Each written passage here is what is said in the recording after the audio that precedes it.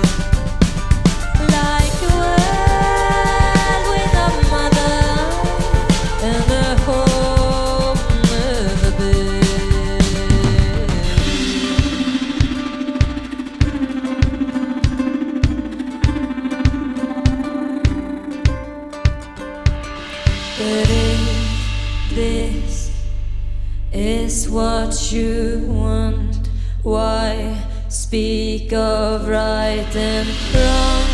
You still going for the kill.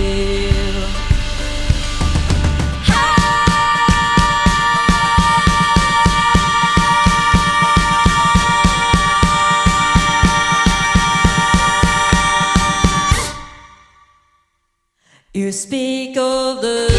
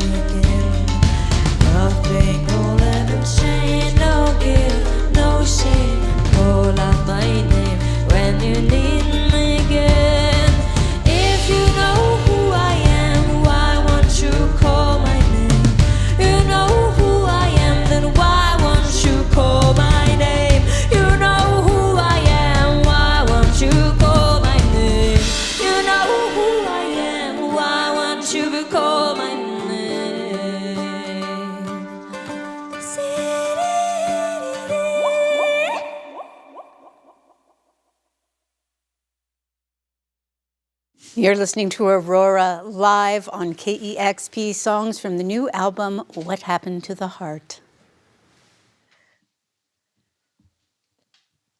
This song, oh, I'm playing piano on this song, I forgot.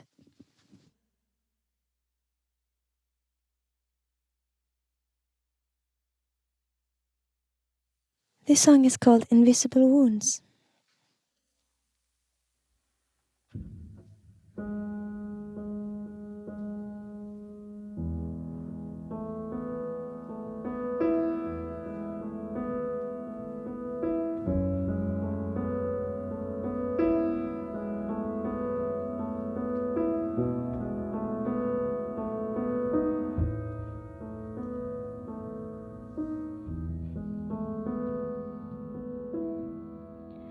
I squeeze into a small hole through the eyes of needles to stitch you up again, even though I know so well I can't fix anything. I look for blood to shed, mistaking every vein for thread. I'm spreading out too thin as I'm lying in my bed, barely existing. And I need you, and I need you to understand,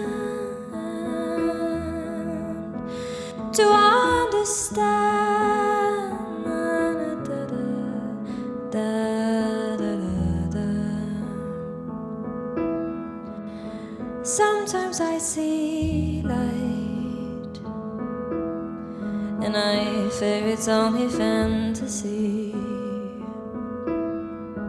Oh, wouldn't it be tragic if there is no light in me, not any magic? And I need you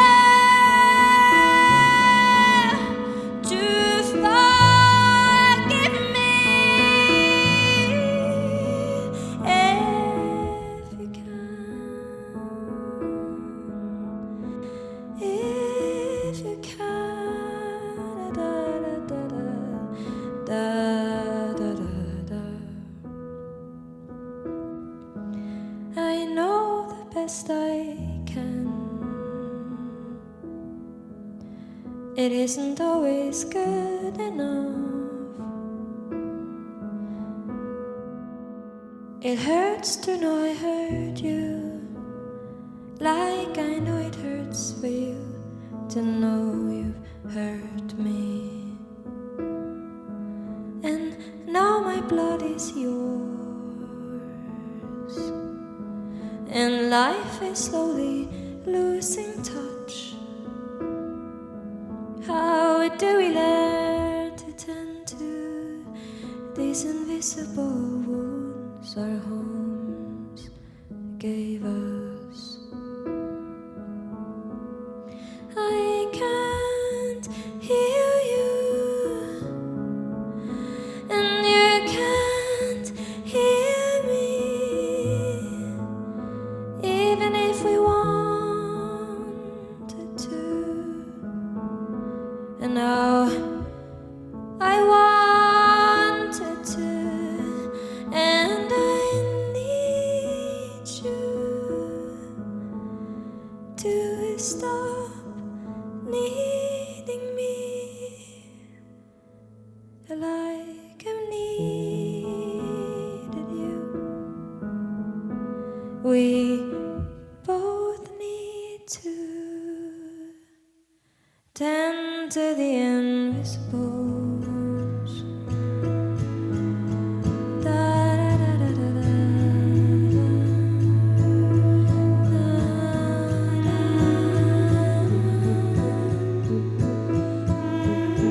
Da, da, da, da, da.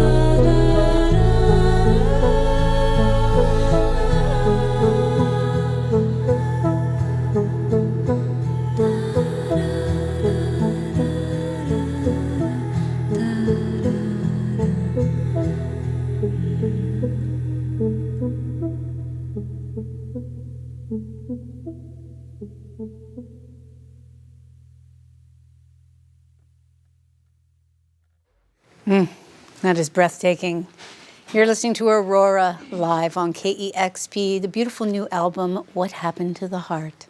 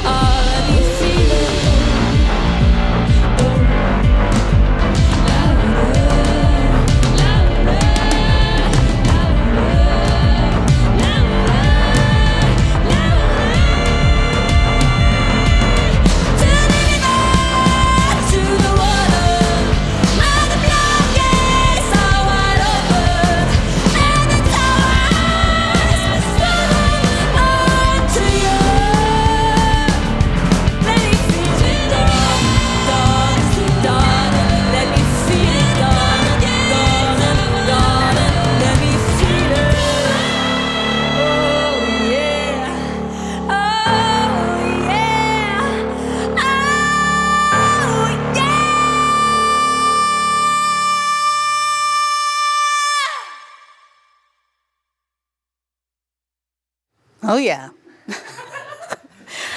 That is Aurora live on KEXP. Oh, I don't know what's happening to my heart right now.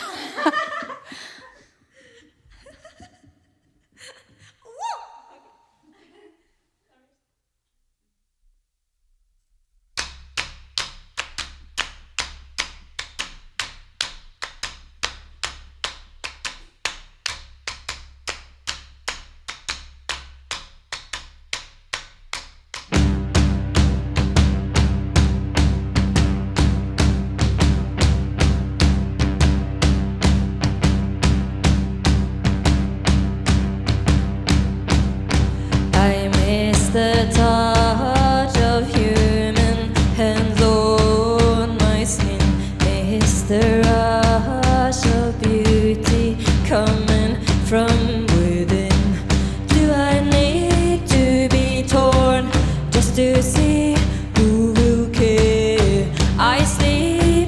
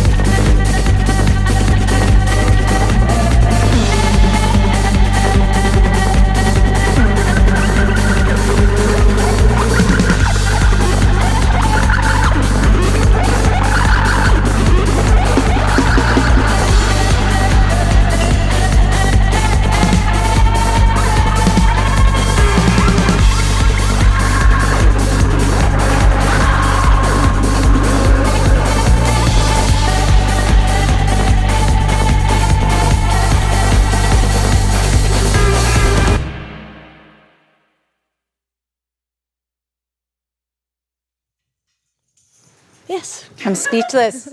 You've got me speechless. Aurora live on KEXP. As always, every time I see you live, I'm left not wanting it to end. Thank you so much. That is incredible. Thank you, darling. I also feel like going to the club right now. Yes, right? You want to go after? Yes, let's do it. Even though it's early. That'd be fun, actually. It a would be midday super dance fun, party. wouldn't it? Yeah, well, thanks for bringing the party to the midday here on KEXP. Yes, You of all course. sound fantastic. Aurora, in your new album, What Happened to the Heart, you dive deep into the symbolism of the heart. And I'd love it if you could talk about a little bit what the album title means to you and the exploration of the heart's deeper meaning that was revealed to you as an artist and a person. Well, the album is a very important question to me, what happened to the heart, because that is a question I find myself wondering quite a lot. I was just looking at the world, I think, and I feel like we've been given so many opportunities through like science and internet and just through common knowledge to really glow as a humanity and really be good to each other. And I feel like we are given opportunities again and again to really make a better world for ourselves and for others. And again, I feel like we're not grabbing those chances because we use the tools so often for bad things. And I was thinking about, what on earth happened. And I read this letter written by indigenous activists and leaders all around the world from 2022 called We Are the Earth. And they kind of pleaded politicians, especially of the Western world, to act more with the heart and less with the mind, because the way we are living now isn't good to our earth, our children, our women. It's a very unbalanced thing. And I guess I just really agreed with this letter, what happened to the heart.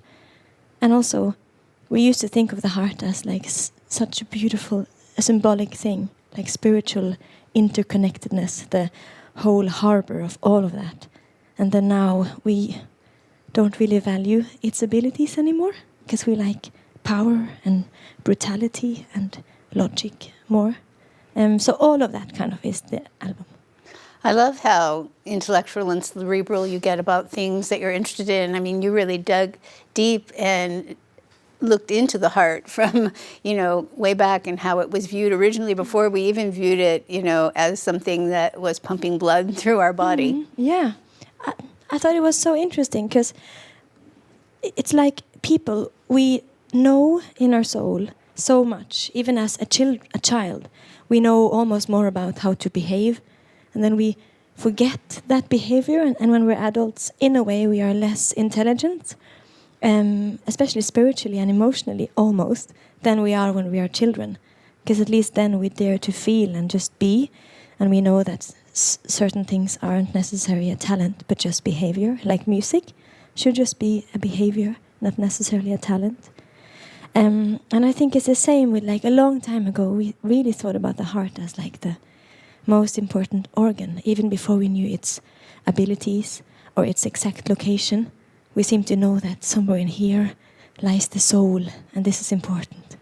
And then the more knowledge we had from the heart, I think it was the ancient Greek philosophers that started kind of pinning it down, and together with Da Vinci, they kind of learned about the heart and reduced its magicalness to just a pump of the blood.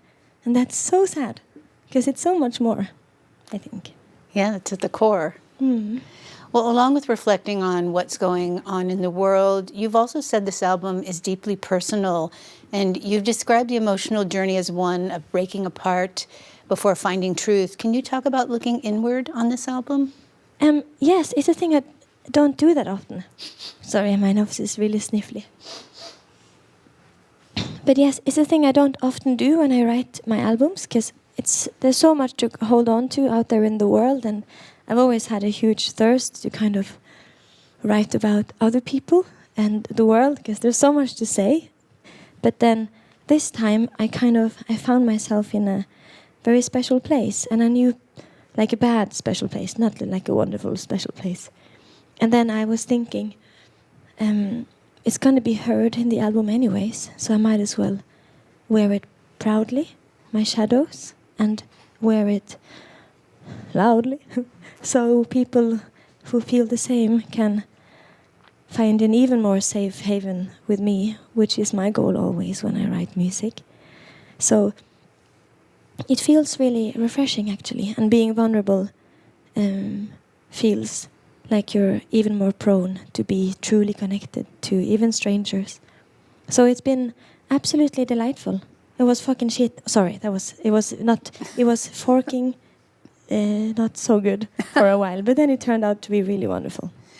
Well, you talked about just now people finding a safe haven for you, and you actually made it a mission to write this album in what you called unsafe spaces. Can you share some of the experiences or environments that made you feel most vulnerable and how they shaped the record? Yes, I wrote most of this album just traveling around the world, because the latest years I've been having it as a goal to kind of go to one place and lock the world out, even though it's the world I'm writing about. But lock the world out and stay in a house or somewhere just alone for a month or 3 and make an album.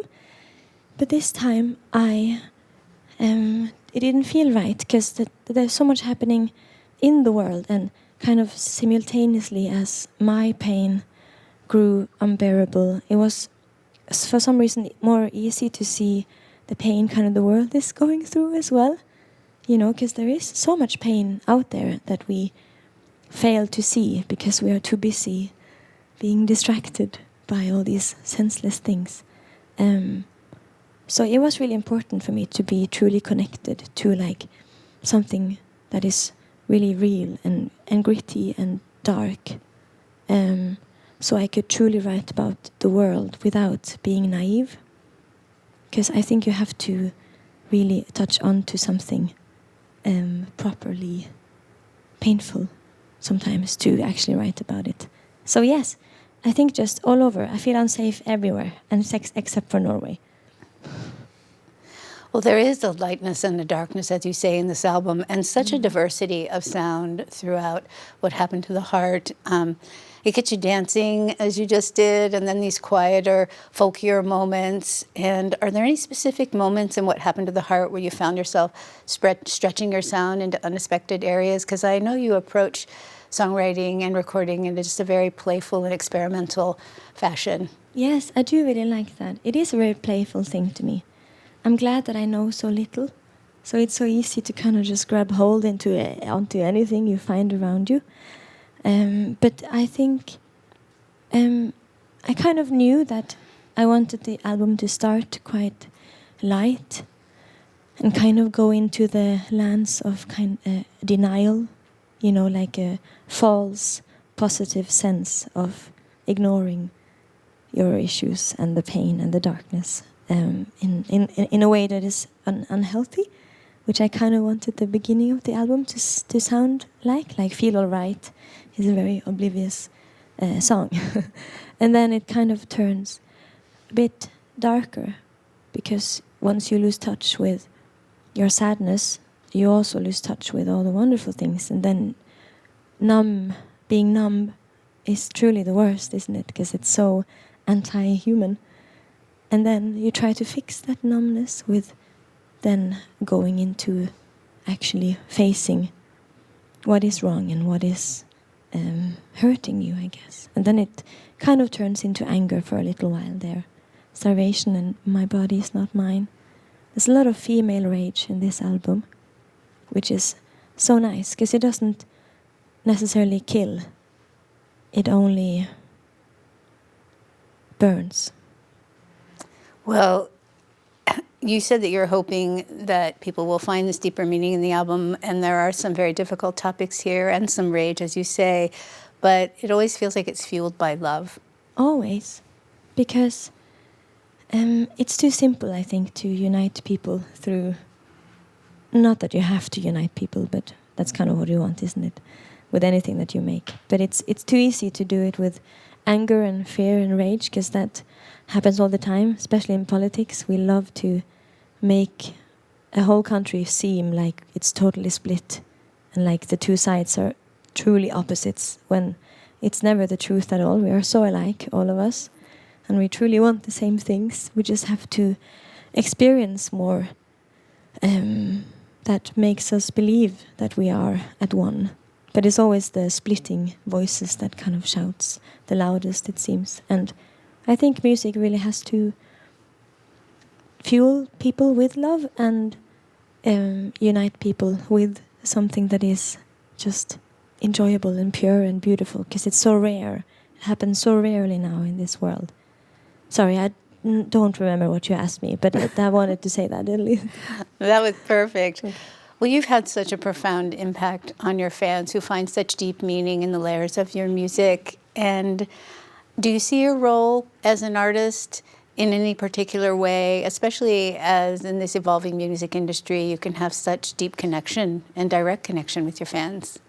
Well, it is it's a very strange thing, because I don't think any human is supposed to be bless you. I don't think any human is supposed to be so connected to so many. And I hated the point in my career where I truly noticed that it's impossible to, in person now, to recreate and replicate and truly meet just the same in the energy, because at one point my world, my universe turned too big for even me. But then I've learned with time how to kind of truly reach, or at least the best I can, reach out to the now much more warriors and weirdos, as we call ourselves proudly. But yes, it's just about finding a proper way to kind of connect with people, even though we are so many now compared to before. But I truly enjoy it. I think it's why I talk about positivity so much. Or I guess I'm quite negative sometimes, but I often talk about that there is hope. And there is so much good and beautiful in people to believe in and to hold on to. And it's so worth going out of your way to be good to people, because it makes any room so beautiful to be in. And I think that my fans have taught me, because they've shown me that all over the world I can find so many beautiful souls, I guess. So they've helped me fall in love with mankind, which is really good. That's a very good gift to be given. Well, you definitely radiate compassion and kindness, which is something we need around the world. And thank you for bringing us this wonderful performance here today, all of you sounding amazing. What Happened to the Heart is incredible. Thank you. You've got it tuned to KEXP, where the music matters. Aurora live here in the KEXP studios. What Happened to the Heart, the beautiful new album. We're so grateful for this amazing performance today. Subscribe to our YouTube channel. You'll get notification every time a wonderful new video launches. And again, thank you so much. Thank you. It's Aurora live on KEXP, where the music matters. Discover new music at listener-powered KEXP.org.